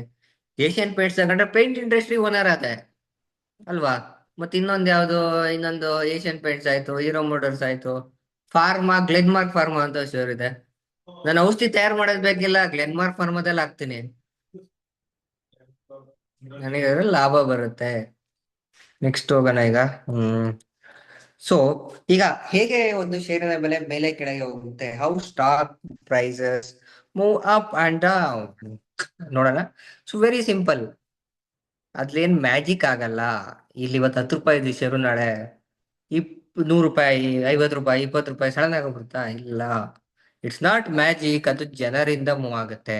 ಅಂದ್ರೆ ಮಾರ್ಕೆಟ್ ಅನ್ನತಕ್ಕಂಥ ಒಂದು, ಈಗ ನಮ್ ನ್ಯಾಷನಲ್ ಸ್ಟಾಕ್ ಎಕ್ಸ್ಚೇಂಜ್ ಇರ್ಬೋದು, ಬಾಂಬೆ ಸ್ಟಾಕ್ ಎಕ್ಸ್ಚೇಂಜ್ ಇರ್ಬೋದು, ಅವೆಲ್ಲ ಏನು, ಒಂದು ಶೇರ್ ಅನ್ನು ಮಾರಿ ತಗೊಳಕೋಸ್ಕರ ಇರುವ ಒಂದು ಮಾರ್ಕೆಟ್ ತರ. ಆದ್ರೆ ಒಂದು ಮಾರ್ಕೆಟ್ ಅಲ್ಲಿ ಬೆಲೆ ಮೇಲೆ ಕೆಳಗೆ ಆಗೋದ್ ಹೆಂಗೆ? ಈಗ ಒಂದು ತರಕಾರಿ ಮಾರ್ಕೆಟ್ಗೆ ಹೋದಾಗ ಜಾಸ್ತಿ ಏನೋ ತಗೊಳೋರಿದ್ರೆ ಅವ್ರು ಬೆಲೆ ಜಾಸ್ತಿ ಮಾಡ್ತಾರೆ, ತಗೊಳೋರೆ ಎಲ್ಲ ಜಾಸ್ತಿ ತರಕಾರಿ ಬಂದಿದ್ರೆ ಬೆಲೆ ಬಿದ್ದೋಗುತ್ತೆ. ಸೊ ಆ ತರ ಶೇರ್ ಪ್ರೈಸು ಅದೇ ತರ ಆಗುತ್ತೆ. ತುಂಬಾ ಜನ ತಗೊಳ್ತಾರೆ ಅಂತ ಅನ್ಕೊಳ್ಳಿ, ಅಂದ್ರೆ ಮೋರ್ ಬೈಯರ್ಸ್ ಎಲ್ಲರೂ ನಾನ್ ಬೇಕು ಬೇಕು ಬೇಕು ಬೇಕು ಅಂತಿದ್ದಾಗ ಡಿಮ್ಯಾಂಡ್ ಜಾಸ್ತಿ ಆಗುತ್ತೆ, ಮಾರೋರು ಇರಲ್ಲ, ತಗೊಳ್ಳೋರು ಜಾಸ್ತಿ ಆಗ್ತಾರೆ. ಸೊ ಅವಾಗ ಬೆಲೆ ಮೇಲಕ್ಕೆ ಹೋಗುತ್ತೆ. ಮೋರ್ ಸೆಲ್ಲರ್ಸ್ ಇದ್ದು ಬೆಲೆ ಕೆಳಗ್ ಬೀಳ್ತಾ ಇರುತ್ತೆ, ಅಂದ್ರೆ ಮೇಲಿಂದ ಪ್ರೆಷರ್ ಬೀಳುತ್ತೆ, ಅವಾಗ ಏನಾಗುತ್ತೆ, ಕೆಳಗೆ ಬೀಳುತ್ತೆ. Got it? ಹೀಗೆ ನೆಕ್ಸ್ಟ್ ಹೋಗೋಣ. ಸೊ ನೆಕ್ಸ್ಟ್ ಏನು, ವಿಲ್ ಗೋ ಟು ಇಲ್ಲಿ, what makes people buy or sell ಅಂತ. ಈಗ ಒಂದು ಒಳ್ಳೆ ನ್ಯೂಸ್ ಬರುತ್ತೆ ಅನ್ಕೊಳ್ಳಿ ಯಾವ್ದೋ ಶೇರ್ ಅಲ್ಲಿ, ಸೊ ಜಾಸ್ತಿ ಜನ ಎಕ್ಸೈಟ್ ಆಗಿ ಬೈ ಮಾಡಕ್ ಹೋದಾಗ ಮಾರ್ಕೆಟ್ ಡಿಮ್ಯಾಂಡ್ ಬಂದು ಮೇಲಾಗುತ್ತೆ. ಏನೋ ಒಂದು ಒಳ್ಳೆ ನ್ಯೂಸ್ ಬಂತು, ಶೇರ್ ಅಲ್ಲಿ ಒಳ್ಳೆ ಲಾಭ ಬಂತು, ಕಂಪ್ನಿ ಚೆನ್ನಾಗಿ ಪರ್ಫಾರ್ಮ್ ಮಾಡ್ತಿದೆ, ಕ್ವಾರ್ಟರ್ಲಿ ರಿಸಲ್ಟ್ಸ್ ಅಂತ ಬರುತ್ತೆ, ಅಂದ್ರೆ 3 ತಿಂಗಳಿಗೆ ಒಂದ್ಸಲಿ ಒಂದು ಕಂಪ್ನಿ ಚೆನ್ನಾಗಿ ಮಾಡ್ತಿದೆ, ಚೆನ್ನಾಗಿ ಬಂದಿದೆ ಲಾಭ, ಕಳೆದ ತ್ರೈಮಾಸಿಕಕ್ಕಿಂತ ಜಾಸ್ತಿ ಲಾಭ ಈ ತ್ರೈಮಾಸಿಕದಲ್ಲಿ ಬಂದಿದೆ ಅಂದಾಗ ಅದು ಒಂದು ಒಳ್ಳೆ ಸೈನು. ಅಂದ್ರೆ ಈ ಶೇರಿನ ಬೆಲೆ, ಈಗ ಅದರ ಒಂದು ಶೇರಿನ ಬೆಲೆ ಅವ ಕಂಪನಿಯ ಈ ಪ್ರೆಸೆಂಟ್ ಅಲ್ಲಿ ಇರೋ ಪರ್ಫಾರ್ಮೆನ್ಸ್ ಮೇಲೆ ಡಿಪೆಂಡ್ ಆಗಿರುತ್ತೆ. ಬಟ್ ಮೋಸ್ಟ್ಲಿ ಏನಾಗುತ್ತೆ, ಜನರು ಆ ಕಂಪನಿಯ ಬಗ್ಗೆ ಅವರ ಮೈಂಡ್ ಅಲ್ಲಿ ಏನ್ ಯೋಚನೆ ಮಾಡ್ತಾರೆ ಅನ್ನೋದ್ರ ಮೇಲೆ ಶೇರಿನ ಬೆಲೆ ಮೇಲೋಗುತ್ತೆ. For example, January February March ಈ ಕ್ವಾರ್ಟರ್, ಈ ತ್ರೈಮಾಸಿಕದಲ್ಲಿ ಒಂದು ಕಂಪನಿಯ ಶೇರು, ಒಂದು ಕಂಪ್ನಿ 20% ಲಾಭ ಬಂತು ಅಂತ ಅನ್ಕೊಳ್ಳೋಣ. ಅದೇ ಜನವರಿ ಫೆಬ್ರವರಿ ಮಾರ್ಚ್ ಅಲ್ಲಿ 20% ಬಂತು. ಏಪ್ರಿಲ್ ಮೇ ಜೂನ್ ಅಲ್ಲಿ 30% ಬಂತು ಅಂದ್ಕೊಳ್ಳಿ. ಅವಾಗ ಏನಾಗುತ್ತೆ, ಜನವರಿ ಫೆಬ್ರವರಿ 20 ಲಾಸ್ಟ್ ಡಿಸೆಂಬರ್ ಅಲ್ಲಿ 15 ಬಂದಿರ್ಬೋದು, ಇಲ್ಲಿ 25 ಬಂದಿರ್ಬೋದು. 25 ಬಂದು ಜನವರಿ ಫೆಬ್ರವರಿ ಮಾರ್ಚ್ ಅಲ್ಲಿ 20 ಬಂದಾಗ ಜನ ಅನ್ಕೊಂತಾರೆ ಕಮ್ಮಿ ಆಗ್ತಿದೆ ಅನ್ಕೊಂಡು ಮಾರಕ್ ಹೋಗ್ಬೋದು. ಅಥವಾ ಜನವರಿ ಫೆಬ್ರವರಿ ಮಾರ್ಚ್ ಅಲ್ಲಿ 20 ಬಂತು, ಏಪ್ರಿಲ್ ಮೇ ಜೂನ್ ಅಲ್ಲಿ 25 ಆಯ್ತು, 30 ಜನ ಏನ್ ಅನ್ಕೊಂತಾರೆ, ಮುಂದೆ ಹೋಗ್ತಾ ಹೋಗ್ತಾ ಈ ಕಂಪ್ನಿ ಇನ್ನೂ ಚೆನ್ನಾಗಿ ಹೋಗ್ಬೋದು ಮೇಲಕ್ಕೆ ಅಂತ ಅನ್ಕೊಳಕ್ ಶುರು ಮಾಡ್ಬೋದು. ಸೊ ಇಲ್ಲೇನಾಗುತ್ತೆ, ಈ ಮಾರ್ಕೆಟಿನ ಷೇರಿನ ಬೆಲೆ ಮೇಲೆ ಕೆಳಗೆ ಆಗುವುದು ನಮ್ಮ ಒಂದು ಕಂಪನಿಯ ಕರೆಂಟ್ ಪರ್ಫಾರ್ಮೆನ್ಸ್ ಮೇಲೆ ಎಷ್ಟು ಡಿಪೆಂಡ್ ಆಗಿರುತ್ತೋ, ಇನ್ನೊಂದು ಆ ಕಂಪನಿಯ ಬಗ್ಗೆ, ಆ ಕಂಪನಿಯ ಫ್ಯೂಚರ್ ಬಗ್ಗೆ ಜನರು ಮೈಂಡ್ ಅಲ್ಲಿ ಏನ್ ಅನ್ಕೊಂತಾರೆ ಅನ್ನೋದ್ರ ಮೇಲೆ ಡಿಪೆಂಡ್ ಆಗಿರುತ್ತೆ. ಇವತ್ತಿನ ರಿಸಲ್ಟ್ ಚೆನ್ನಾಗಿರ್ಬೋದು, ಆದ್ರೆ ಜನರು ಮುಂದೆ ಆ ಕಂಪನಿ ಚೆನ್ನಾಗಿ ಮಾಡಲ್ಲ ಅನ್ಸಿದ್ರೆ ಆ ಶೇರು, ಆ ಕಂಪನಿಯು ಚೆನ್ನಾಗಿ ಪರ್ಫಾರ್ಮ್ ಮಾಡ್ತಿದ್ರು ಬಿದೋಗ್ಬೋದು. ಆದ್ರೆ ಈಗ ಪ್ರಾಫಿಟ್ ಅಲ್ಲಿ ಇಲ್ದಿರೋ ಕಂಪ್ನಿ ಝೊಮ್ಯಾಟೊ, ಸ್ವಿಗ್ಗಿ, ಆದ್ರೆ ಆ ಶೇರ್ ಪ್ರೈಸ್ ಮೇಲಕ್ಕೆ ಹೋಗ್ತಾ ಇರ್ಬೋದು. ಇದೆ ಯಾಕೆ? ಕಂಪನಿ ಲಾಭದಲ್ಲಿಲ್ಲ, ಬಟ್ ಅದರ ಫ್ಯೂಚರ್ ಪ್ರಾಸ್ಪೆಕ್ಟ್ಸ್, ಮುಂದೆ ಲಾಭ hope and fear to the market. ಭಯ ಮತ್ತು ಭಯದಿಂದ ಮಾರ್ಕೆಟ್ ಕೆಳಗ್ ಬೀಳುತ್ತೆ. ಹೋಪ್ ಅಂದ್ರೆ ಆಸೆ, ಡ್ರೀಮ್ಸ್ ಇನ್ ದ ಮಾರ್ಕೆಟ್ ಮೇಲೆ ಹೋಗುತ್ತೆ. Greed and fear, market is in the mind of the people, ಅಂದ್ರೆ ಮಾರ್ಕೆಟ್ ಜನರ ಮೆದುಳಿನಲ್ಲಿ, ಹೃದಯದಲ್ಲಿ ಇದೆ. Because of greed and fear, ಆಸೆ ಮತ್ತು ಭಯದ ಮೂಲಕ ಈ ತುಲನೆಯಲ್ಲೇ ಮಾರ್ಕೆಟ್ ಮೇಲೆ ಕೆಳಗೆ ಆಡುತ್ತೆ. So more buyers than sellers price up, more sellers than buyers price down. Simple logic. ಹಾ, ರಾಕೆಟ್ ಹೋಯ್ತು. Next, why people invest. ಇದು ವೈ ಪೀಪಲ್ ಇನ್ವೆಸ್ಟ್ ಅಂತ ನೀವು ಅನ್ಕೋಬಹುದಾ? ಯಾರಾದ್ರೂ ಇನ್ವೆಸ್ಟ್ ಮಾಡ್ತಿಲ್ಲ ಅಂದ್ರೆ ಏನಕ್ಕೆ ಇನ್ವೆಸ್ಟ್ ಮಾಡ್ಬೇಕು ಅಂತ ಅನ್ಕೊಳ್ಳಿ. ಏನಕ್ಕೆ ಇನ್ವೆಸ್ಟ್ ಮಾಡ್ತಿರೋರು ಇನ್ವೆಸ್ಟ್ ಮಾಡ್ತಿದ್ದಾರೆ ಅಂತ ತಿಳ್ಕೊಳ್ಳಿ ಸ್ಲೈಡು. ಮತ್ತೆ ನೀವ್ ಇನ್ವೆಸ್ಟ್ ಮಾಡ್ತಿಲ್ಲ ಅಂದ್ರೆ ಏನಕ್ಕೆ ಇನ್ವೆಸ್ಟ್ ಬೇಕು ಅನ್ನೋದಕ್ಕೆ. ಈಗ ನಾವೆಲ್ಲ ಕೆಲಸ ಮಾಡ್ತಿರೋ, ನನ್ನ ಲಾಸ್ಟ್ ವಿಡಿಯೋದಲ್ಲಿ ಹೇಳ್ದಂಗೆ salary is limited, linear income. ಎಷ್ಟು ಕೆಲಸ ಮಾಡ್ತಿರೋ ಅಷ್ಟು ದುಡ್ಡು ಬರುತ್ತೆ. ಮಾರ್ಕೆಟ್ ಅಲ್ಲಿ ನಿಮ್ಗಾಗಷ್ಟು, ನಿಮ್ಮ 3 ಜನರೇಷನ್ ಆಗಷ್ಟು, ನಿಮ್ಮ 10 ಜನರೇಷನ್ ಆಗಷ್ಟು ಲೆವರೇಜ್ ಇನ್ಕಮ್, ನಾವು ಹಿಂದಿನ ವಿಡಿಯೋದಲ್ಲಿ ಡಿಸ್ಕಸ್ ಮಾಡೋದ್ರ ಲೆವರೇಜ್ ಇನ್ಕಮ್ ಇಂದ ನಾವು ಬೇರೆಯವರ ದುಡ್ಡಲ್ಲೂ ಲಾಭ ಮಾಡುವ ಪ್ರತಿಯೊಂದು ಬಿಸ್ನೆಸ್ ಸ್ವಂತ ದುಡ್ಡಲ್ಲಿ ಕೊನೆ ಸ್ವಂತ ದುಡ್ಡಲ್ಲಿ ಆಗ್ಬೋದು. ಹೋಗ್ತಾ ಹೋಗ್ತಾ ಲೋನ್ ಅಂತಾರೆ, ಕಂಪ್ನಿ ಪ್ರಾಸ್ಪೆಕ್ಟರ್ಸ್, IPO ಜನರಿಂದ ದುಡ್ಡು ಅಂತಾರೆ. ಸೊ ನಾನೇನ್ ಹೇಳಕ್ ಬರ್ತಾ ಇದ್ದೀನಿ, ವೆಲ್ತ್ ಕ್ರಿಯೇಷನ್ಗೆ ಮಾರ್ಕೆಟ್ ಇಂಪಾರ್ಟೆಂಟ್. ಟೂ ವೇಸ್, ಈ ಮಾರ್ಕೆಟ್ ಅಲ್ಲಿ ನೀವು ಎರಡು ತರ ಅರ್ನ್ ಮಾಡ್ಬೋದು. ಹಿಂಗೆ, ಒಂದು ಶೇರ್ನ 100 ರೂಪಾಯಿಗೆ 150 ರೂಪಾಯಿಗೆ ಹೋಯ್ತು, ಅದು ಮಾರಿದ್ರಿ 100 ರೂಪಾಯಿಗೆ ತಗೊಂಡ್ರಿ, 150 ರೂಪಾಯಿಗೆ ಮಾರಿದ್ರಿ, 50 ರೂಪಾಯಿ ಪ್ರಾಫಿಟ್ ಬಂತು. You bought a share at 150, that's the profit. ಇನ್ನೊಂದು ಡಿವಿಡೆಂಟ್. ಒಂದು ಕಂಪನಿಗೆ ತುಂಬಾ ಲಾಭ ಬಂತು ಅನ್ಕೊಳ್ಳೋಣ ಈ ವರ್ಷ, ಅವ್ರೇನ್ ಮಾಡ್ತಾರೆ, ಅದ್ರಲ್ಲಿ ಒಂದು ಭಾಗವನ್ನು ಶೇರ್ ಹೋಲ್ಡರ್ಸ್ಗೆ ಕೊಡ್ತಾರೆ. ಹೆಂಗೆ? ಉದಾಹರಣೆಗೆ ತೊಗೊಳೋಣ, ಯಾವ್ದೇ ಕಂಪ್ನಿ ಕೇವಲ 1000 ಶೇರ್ಸ್ ಬಿಡಲ್ಲ. ಜಸ್ಟ್ ಉದಾಹರಣೆಗೆ ಹೇಳಕ್ಕೆ, ಒಂದು ಕಂಪ್ನಿ 1000 ಶೇರ್ಸ್ ಮಾರ್ಕೆಟ್ ಅಲ್ಲಿ, ಆಯ್ತಾ? ಹೋದ್ ವರ್ಷ 1000 ಶೇರ್ ಇರುತ್ತೆ. ಸೊ ಹೋದ್ ವರ್ಷಕ್ಕಿಂತ ಈ ವರ್ಷ ಒಂದು ಅವ್ರ ಟೋಟಲ್ ಇನ್ವೆಸ್ಟ್ಮೆಂಟ್ 1000 ಅಂತ ಆಯ್ತಾ? ಬೇಡ, ಲಕ್ಷ ಮಾಡ್ಬಿಡೋಣ, ಲಕ್ಷ ತಗೊಳ್ಳೋಣ. ಈ ಲಕ್ಷದ ಮೇಲೆ ಆ ಕಂಪ್ನಿ 25, ಒಂದು 50% ಲಾಭ ಮಾಡುತ್ತೆ ಅಂತ ಅನ್ಕೊಳ್ಳೋಣ. ಸೊ ಅವ್ರಿಗೆ ಏನಾಯ್ತು, 1 ಲಕ್ಷ ಬಿಕೆ 1.5 ಲಕ್ಷ ಅಲ್ವಾ? ಈ ತರ ಸ್ಟ್ಯಾಂಡರ್ಡ್ ಸಿಂಪಲ್ ಆಗಿರಲ್ಲ, ಬಟ್ ಹೇಳ್ತಾರೆ ಓ 50,000 ಲಾಭ ಆಯ್ತು ನೋಡೋಣ, ಆಯ್ತಾ. ಆ 50,000 ಪ್ರಾಫಿಟ್ ಇರುತ್ತಲ್ಲ, ಅದ್ರಲ್ಲಿ ಏನಂತಾರೆ, "ಓ ಬಿಡಪ್ಪ ನಮ್ ಕಂಪ್ನಿ ಚೆನ್ನಾಗಿದೆ, ನಂಬಿಕೆ ಇಟ್ಕೊ ಈ 1,000 ಶೇರ್ನ ಯಾರ್ಯಾರು ತಗೊಂಡಿರ್ತಾರೋ 1,000 ಶೇರ್ ಹೋಲ್ಡರ್ಸ್ ತಗೊಂಡಿದ್ದಾರೆ, ಈ 50,000ದಲ್ಲಿ 40,000 ನಾವು ಬಿಸ್ನೆಸ್ ಅಲ್ಲಿ ಇನ್ವೆಸ್ಟ್ ಮಾಡ, ಇನ್ನು 10,000 ಗಿಫ್ಟ್ ಕೊಟ್ಬಿಡೋಣ, ಆ ಗಿಫ್ಟೇ ಡಿವಿಡೆಂಡ್." ಇದು ನಾವು ಡಿಮ್ಯಾಂಡ್ ಮಾಡಕ್ ಆಗಲ್ಲ. ಇಲ್ಲಿ ಶೇರ್ ಬೆಲೆ 100 ರೂಪಾಯಿ ಇದ್ದು 150 ರೂಪಾಯಿ ಹೋದಾಗ ನಾವು ಲಾಭ ಮಾರ್ಬಿಟ್ಟು 50 ರೂಪಾಯಿ ಲಾಭ ಬಂದೇ ಬರುತ್ತೆ. ಅದೇ ಡಿವಿಡೆಂಡ್ ಹಂಗಲ್ಲ, ಕಂಪನಿ ಮ್ಯಾನೇಜ್ಮೆಂಟ್ ಬೇಕಾದ್ರೆ ಕೊಡ್ಬೋದು, ಬೇಡ ಅಂದ್ರೆ ಬಿಡ್ಬೋದು. ಕಂಪ್ನಿಗೆ ಖುಷಿ ಆಗುತ್ತೆ, ಲಾಭ ಬಂತು ಅನ್ಕೊಳ್ಳಿ, 10,000 20% ಕೊಡೋಣ ಬಿಡ್ರಿ, ಇಲ್ಲ ಈ ವರ್ಷ ಎಲ್ಲಾ ಕೊಟ್ಬಿಡೋಣ ಅಂದ್ರೆ ಒಬ್ಬೊಬ್ಬರಿಗೆ 50-50 ರೂಪಾಯಿ ಡಿವೈಡ್ ಮಾಡ್ತಾರೆ. 50,000 ಡಿವೈಡ್ ಬೈ 1000 ಮಾಡಿದ್ರೆ 50 rupees ವರ್ಗೂ ಹೋಗ್ಬೋದು ಲಾಭದಲ್ಲಿ. ಲಾಸಲ್ಲಿ ಯಾರು ಕೊಡಲ್ಲ. 50 ರೂಪಾಯಿ ಲಾಭ ಬಂದಿದೆ, 60 ರೂಪಾಯಿ ಡಿವಿಡೆಂಡ್ ಕೊಡಲ್ಲ. 50 ರೂಪಾಯಿ ಒಂದು 5 ರೂಪಾಯೋ 10 ರೂಪಾಯಿ ಕೊಡ್ತಾರೆ. ಕೊಡೋಣ ಅಂದ್ರೆ ಒಬ್ಬರಿಗೆ 50 ಬರುತ್ತೆ, ನಾವು 20% ಕೊಡೋಣಪ್ಪ ಅಂತ ಅನ್ಕೊಂಡ್ರೆ 50 ರೂಪಾಯಲ್ಲಿ 10 ರೂಪಾಯಿ ಶೇರ್ ಹೋಲ್ಡರ್ಸಿಗೆ ಕೊಡೋಣ ಅಂತ. ಸೊ ನೀವು ಈ ಕಂಪ್ನಿದ ಒಂದು 50 ಶೇರ್ ತಗೊಂಡಿರ್ತೀರಾ ಅಂದ್ರೆ, ಒಂದೊಂದ್ ಶೇರ್ಗೆ 10 ರೂಪಾಯಿ ಕಂಪ್ನಿ ಡಿವಿಡೆಂಡ್ ಕೊಟ್ರು ನಿಮ್ಗೆ 500 ರೂಪಾಯಿ ಬರುತ್ತೆ. ಏನು free, company giving you free. ಯಾಕಂದ್ರೆ ನೀವು ಅವರನ್ನು ಫ್ರೀಯಾಗಿ ಯಾಕೆ ಕೊಡ್ತವ್ರೆ, ನಂಬಿಕೆ ಇಟ್ಕೊಂಡು ಹೂಡಿಕೆ ಮಾಡ 1 ದಿನ ಶೇರ್ ಇಟ್ಕೊಂಡ್ ಕೂತಿದ್ದೀರಾ, ಹಂಗಾಗಿ ಕೊಡ್ತಾರೆ. ಇಷ್ಟೇ ಇದು. ಸೊ ಇದು ಸಮ್ಮರಿ ಏನು, ಒಳ್ಳೆ ಕಂಪನಿಯಲ್ಲಿ ಇನ್ವೆಸ್ಟ್ ಮಾಡಿದ್ರೆ ಒಂದು ಪ್ರೈಸ್ ಇನ್ಕ್ರೀಸ್ ಇಂದ ಒಂದು ಲಾಭ, ಪ್ಲಸ್ ಡಿವಿಡೆಂಡ್ ಇಂದ ಇನ್ನೊಂದು ಲಾಭ, ಎರಡು ಸೇರಿಸಿದ್ರೆ ಒಂದು ಶ್ರೀಮಂತಿಕೆಯ ಹಾದಿ. ಇದು ಇನ್ವೆಸ್ಟಿಂಗ್ ಆಯ್ತು. ಟ್ರೇಡಿಂಗ್ ಅಲ್ಲಿ ಬೇರೆ ತರ ಇರುತ್ತೆ, ಅದು ಕಲಿತಾ ಹೋಗೋಣ. ನೆಕ್ಸ್ಟ್ ಸ್ಲೈಡ್ ಹೋಗೋಣ. ರಾಕೆಟ್ ಹೋಯ್ತು. ಹಾ, ಮಾರ್ಕೆಟ್ ಅಲ್ಲಿ ಹೂ ಆರ್ ದ ಪ್ಲೇಯರ್ಸ್, ಯಾವ್ಯಾವ ತರ ಜನ ಹೂಡಿಕೆ ಮಾಡ್ತಾರೆ. ಒಂದೇ market, same market, different mind set. ಕೆಲವರು ಎಕ್ಸ್ಪೀರಿಯನ್ಸ್ ಇರಲ್ಲ, ಕೆಲವರು ಎಕ್ಸ್ಪೀರಿಯನ್ಸ್ ಇರುತ್ತೆ, ಕೆಲವು ದೊಡ್ಡ ಪ್ಲೇಯರ್ಸ್ ಎಲ್ಲರೂ ಇರ್ತಾರೆ. ನಾನು ನೀವು ಎಲ್ಲ ರಿಟೇಲ್ ಇನ್ವೆಸ್ಟರ್ಸ್, ಅಲ್ಲಾಡ್ಸಕ್ ಆಗಲ್ಲ, ಬಿಗ್ ಇನ್ಸ್ಟಿಟ್ಯೂಷನ್ಸ್. ಸೊ ನಾವಿವತ್ತು ಕಲ್ತು ಹೂಡಿಕೆ ಮಾಡಿ ನಮ್ಮ ಫ್ಯೂಚರ್ನ ಬಿಲ್ಡ್ ಮಾಡ್ತೀವಿ, ಅದ್ರ ಮೇಲೆ ಫೋಕಸ್ ಮಾಡ್ತೀವಿ. ನಾವು ಚಿಕ್ಕ ಇನ್ವೆಸ್ಟರ್ಸ್ ದೊಡ್ಡ ಕನಸನ್ನ ಕಾಣ್ತಾ ಇರ್ತೀವಿ. ಇದು ರಿಟೇಲ್ ಇನ್ವೆಸ್ಟರ್ಸ್ ನಾವು ಮಾಡೋದು, ನಾವೇ ಮಾಡೋದು.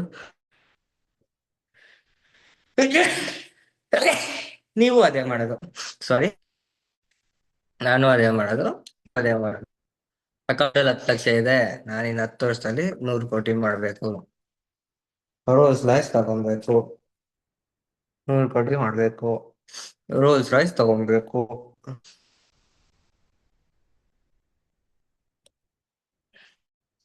Next big institutions, mutual funds, FI, foreign institutional investors.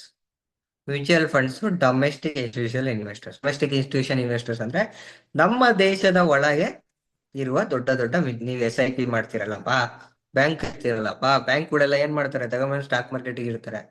ಈಗ ಬ್ಯಾಂಕ್ ಅವ್ರು ಎಷ್ಟು ಕೊಡ್ತಾರೆ, 8% ಕೊಡ್ತಾರೆ, ಸ್ಟಾಕ್ ಮಾರ್ಕೆಟ್ ಅವರು 50% 60% ಕೊಂತಾರೆ. ಅದೇ ನೀವ್ ಕಲ್ತ್ಕೊಳ್ಳಿ, ನೀವೇ ಮಾಡಿ, ನೀವ್ 50% ಮಾಡಿ, 50% ಮೇಲೆ 20% ಟ್ಯಾಕ್ಸ್ 30% ಉಳಿತಲ್ಲ. 5 ವರ್ಷದ FD ನೀವು 1 ವರ್ಷದಲ್ಲಿ ಮಾಡ್ಬೋದು ಮಾರ್ಕೆಟ್ ಅಲ್ಲಿ, ವಿತೌಟ್ ಮಚ್ ರಿಸ್ಕ್. ತುಂಬಾ ರಿಸ್ಕ್ ಇಲ್ದಾನೆ ನೀವು 30-40% ಆರಾಮಾಗಿ ತಗೊಬೋದು. ಪ್ರಾಪರ್ ಆಗಿ ಮಾಡಿದ್ರೆ, ಸರಿಯಾಗಿ ಫಾಲೋ ಮಾಡಿದ್ರೆ ಫ್ರೀ ಆಗಿ ಬರಲ್ಲ. ನೀವು ಅನಲೈಸ್ ಮಾಡ್ಬೇಕಾಗುತ್ತೆ, ನೋಡ್ಬೇಕಾಗುತ್ತೆ, ಕಲ್ತ್ಕೊಬೇಕಾಗುತ್ತೆ. ಕಲಿಯೋವರೆಗೂ ಬ್ರಹ್ಮ ವಿದ್ಯೆ, ಕಲ್ತ ಮೇಲೆ ಕೋತಿ ವಿದ್ಯೆ. Traders versus investors. ಟ್ರೇಡರ್ಸ್ ಅಂದ್ರೆ ನಾನು ಹೇಳ್ತಿಲ್ಲ, ಟ್ರೇಡರ್ ಬಗ್ಗೆ ತಿಳ್ಕೊಳ್ಳೋಣ, ಇದು ಸಿಂಪಲ್ ಆಗಿ ಅರ್ಥ ಮಾಡ್ಕೊಳ್ಳಿ, ಮುಂದೆ ಹೋಗುತ್ತೆ. ಈಗ ಯಾವುದೇ ಶೇರು ಲಾಂಗ್ ಟರ್ಮ್ ಹಾಕಿ 2020 ತಗೊಂಡಿದ್ದ ಇನ್ಫೋಸಿಸ್ ಆತರ ಎಲ್ಲ ಯಾವ ಶೇರು ಇಲ್ಲ. ಇವತ್ತು ಕಂಪ್ನಿ ನಾಳೆ ಏನಾದ್ರು ಗ್ಯಾರಂಟಿ ಇಲ್ಲ. ಸೊ ಹಂಗ ನೀವು ಮೋರ್ ಟ್ರೇಡಿಂಗ್ ಕಡೆ ನಾವು, ಲಾಂಗ್ ಟರ್ಮ್ ಇನ್ವೆಸ್ಟಿಂಗ್ ಅನ್ನೋದನ್ನ ಅಷ್ಟೊಂದು ನಾನು ಈಗಲೂ ಸಪೋರ್ಟ್ ಮಾಡಲ್ಲ, ಅನ್ಲೆಸ್ ಅದು ತುಂಬಾ ಒಳ್ಳೆ ಕಂಪ್ನಿ ಆದ್ರೆ ಅವರು. ಯಾವ ಕಂಪ್ನಿ ತುಂಬಾ ಒಳ್ಳೇದು ಇನ್ವೆಸ್ಟ್ ಮಾಡ್ಬೋದು ಅಂತ ನಾನು ಹೇಳಕ್ ಹೋಗಲ್ಲ, ಬಿಕಾಸ್ ಇಟ್ ಇಸ್ ರೆಗ್ಯುಲೇಷನ್, ಆತರ ಟಿಪ್ಸ್ ಕೂಡ ಆಗಿಲ್ಲ ಪ್ಲಾಟ್ಫಾರ್ಮ್ ಅಲ್ಲಿ. So it's buy today sell to, ಇವತ್ ಬೆಳಗ್ಗೆ ತಗೊಂಡ್ ಸಂಜೆ ಮಾರುದು, ರಾತ್ರಿ ಏನಾಗುತ್ತೋ ನಮಗೆ ಬೇಡ ಸ್ವಾಮಿ, 9 ಗಂಟೆಗೆ ತಗೊಂತೀವಿ, 3 ವರ್ಷ ಮಾಡ್ಬಿಡ್ತೀವಿ. ಇನ್ವೆಸ್ಟರ್ಸ್ ಬೈ ಗುಡ್ ಹೋಲ್ಡ್, ಜಾಸ್ತಿ ಇಟ್ಕೊಂತಾರೆ. ಇದು ಶಾರ್ಟ್ ಟರ್ಮು ಪಟ್ ಅಂತ ಕ್ವಿಕ್ ಪ್ರಾಫಿಟ್ಸ್, ಇದು ಲಾಂಗ್ ಟರ್ಮು ನಿಧಾನ ಬೆಳೀತಾ ಹೋಗುತ್ತೆ. ಸೊ ಈ ದೊಡ್ಡ ಪ್ಲೇಯರ್ ಆಗ್ಬೋದು, ನಾನು ನೀವಾಗ್ಬೋದು, ನೀವು ನಿಮ್ ಹೆಂಡತಿ ಮಕ್ಳಾಗ್ಬೋದು, ಯಾರೇ ಆಗ್ಬೋದು, ನಾವೆಲ್ಲ ರಿಟೇಲ್ ಇನ್ವೆಸ್ಟರ್. ಇವರು ಇರುತ್ತೆ, ಜಾಸ್ತಿ ಎಕ್ಸ್ಪೀರಿಯನ್ಸ್ ಇರ್ತಾರೆ, ಲಾಂಗ್ ಟರ್ಮ್ ಅಲ್ಲಿ ಹಾಕೊಂಡು ಮಾಡ್ತಾರೆ. ಇದು all play in the same market, ಅವ್ರಿಗೊಂದು ಮಾರ್ಕೆಟ್, ಅವ್ರಿಗೊಂದು ಮಾರ್ಕೆಟ್, ಇವ್ರಿಗೊಂದು ಮಾರ್ಕೆಟ್ ಅಂತ ಇರಲ್ಲ, ಎಲ್ಲಾರ್ಗೂ ಒಂದೇ ಮಾರ್ಕೆಟ್. ಹಾಗಾಗಿ ನಾವೇನು ಮೀನ್ ಅನ್ಕೊಳ್ಳಿ, ಸಮುದ್ರ ಅನ್ಕೊಳ್ಳಿ. ಈ ಶೇರ್ ಮಾರ್ಕೆಟ್ ಒಂದು ಸಮುದ್ರ ತರ. ದೊಡ್ಡ ಮೀನಿದೆ, ಚಿಕ್ಕ ಮೀನಿದೆ. ದೊಡ್ಡ ಮೀನ್ ಯಾವುದು? Big institution, mutual fund, FII, ಇವರೆಲ್ಲ ದೊಡ್ಡ ಮೀನ್ಗಳು. ಅರ್ಥ ಆಯ್ತಾ? ಇವರೆಲ್ಲ ದೊಡ್ಡ ಮೀನುಗಳು, ತಿಮಿಂಗ್ಲಗಳು. ನಾವೆಲ್ಲ ಚಿಕ್ಕ ಚಿಕ್ಕ ಮೀನುಗಳು. ಸೊ ನಾವೇನ್ ಮಾಡ್ಬೇಕು? ನಾವು ಜಾಸ್ತಿ ಟೆನ್ಷನ್ ತಗೊಂಬಾರ್ದು. ದೊಡ್ಡ ಮೀನೇ ಮಾರ್ಕೆಟ್ ಅಲ್ಲಾಡ್ಸಕ್ಕಾಗದು, ನಾವ್ ಅಲ್ಲಾಡ್ಸಕ್ ಆಗಲ್ಲ. ಸೊ ನಾವೇನ್ ಮಾಡ್ತೀವಿ ಸ್ವಾಮಿ? ಸಿಂಪಲ್ ಆಗಿ ನಾವು ದೊಡ್ಡವ್ರು ಎಲ್ಲೆಲ್ಲ ಹಾಕ್ತಾರೆ ಅದು ನಾನೇ ಮಾಡ್ತೀವಿ. ದೊಡ್ಡವ್ರು ಹಾಕಿದ್ದು ನಮ್ಗೆ ಗೊತ್ತಾಗುತ್ತೆ, ಅದು ಚಾಟ್ ಅಲ್ಲಿ ನಾವೇನ್ ದೊಡ್ಡವ್ರು ಹಾಕಿದ್ದು. ಅವ್ರ ಮನೆಗೆ ಹೋಗ್ಬಿಟ್ಟು ಅವ್ರ ಬ್ಯಾಂಕ್ ಅಕೌಂಟ್ ಹೋಗಿ ಯಾರ್ಯಾರು ಎಲ್ಲೆಲ್ಲಿ ಇನ್ವೆಸ್ಟ್ ಮಾಡ್ತಿದ್ದಾರೆ ಅಂತ ನೋಡ್ಬೇಕಾ? ಇಲ್ಲ. ಟೆಕ್ನಿಕಲ್ ಅನಾಲಿಸಿಸ್ ಬ್ಯೂಟಿ ಅದೇ. ಯಾರು ಇನ್ವೆಸ್ಟ್ ಮಾಡ್ತಿದಾರೆ, ಏನ್ ಇನ್ವೆಸ್ಟ್ ಮಾಡ್ತಿದಾರೆ ನಮ್ಗೆ ಗೊತ್ತಾಗಲ್ಲ. ಚಾರ್ಟ್ ನೋಡೋದ್ರಿಂದ ನಮಗೆ ಏನ್ ಗೊತ್ತಾಗುತ್ತೆ ಅಂದ್ರೆ, ಯಾರೋ ದೊಡ್ಡವರು ಇನ್ವೆಸ್ಟ್ ಮಾಡಿದ್ದಾರೆ ಅಷ್ಟೇ ಸಾಕು ನಮ್ಗೆ. ಯಾರು ಏನಕ್ಕೆ ಎಷ್ಟು ಬೇಕಾಗಿಲ್ಲ.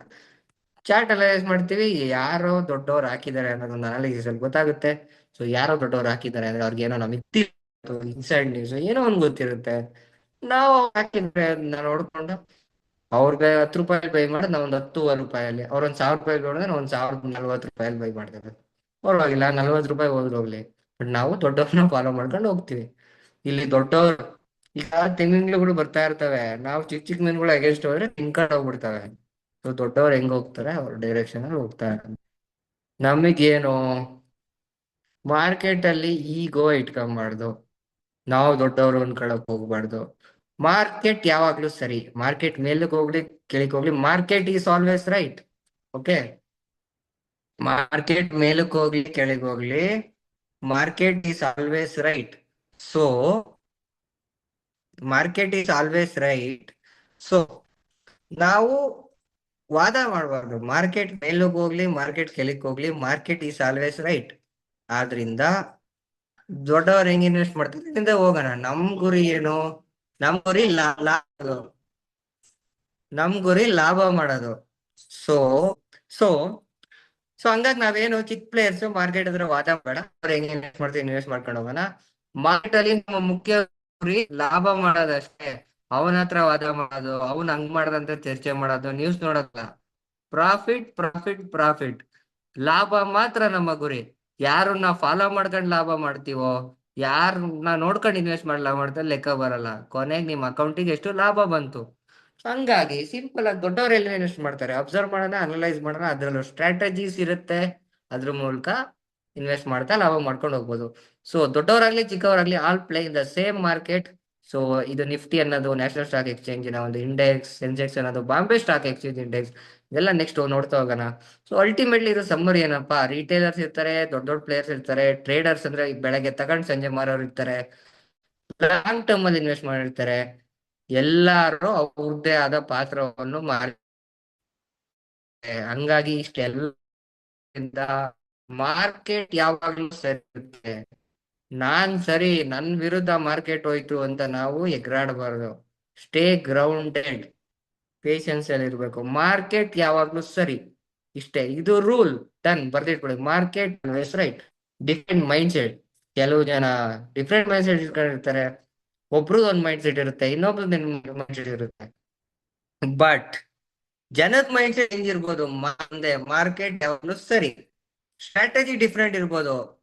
ರಾಮ ಒಂದ್ ಸ್ಟ್ರಾಟಜಿ ಬಳಸ್ಬೋದು, ಭೀಮ ಒಂದ್ ಸ್ಟ್ರಾಟಜಿ ಬಳಸ್ಬೋದು, ಸೋಮ ಒಂದ್ ಸ್ಟ್ರಾಟಜಿ ಬಳಸ್ಬೋದು. Mark